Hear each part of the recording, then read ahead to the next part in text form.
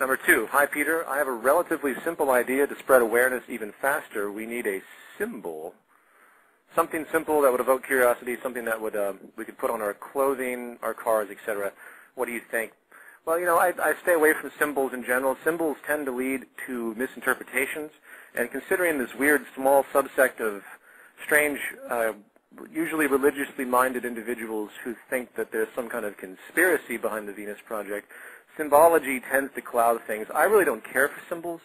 Again, you're talking to someone that researched to an incredible length about symbology, and I've looked at all of the general research on the use of symbols and how they, you know, from anything from Freemasonic symbols to all that crap that you hear about now. I've researched the work of Jordan Maxwell, which I appreciate, but symbols get blown out of proportion. Some even go so far to say symbols have some power, and if you're surrounded by symbols, I think David Icke likes to talk about stuff like that. You're surrounded by these symbols and they control you in some way. That's nonsense. Symbols are just images, and I think images are arbitrary ultimately. They have definition based on association. I like the globe that we have along with the simple name because it's simplistic, and no one can read into it, no one can project into it.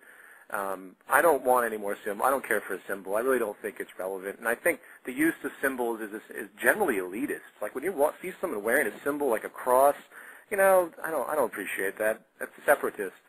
So granted, there's a paradox there. If you're going to talk about anything or represent anything, you might have a symbology, or it's inherently symbolic because you're restricting some form of information in some realm. Nevertheless, I don't care for symbols. I think the globe is fine and it's universal enough to represent the movement. And it's very simplistic, and it won't fall victim to a lot of the things that other symbols do. So I hope that's clear. I just don't see it as a big issue.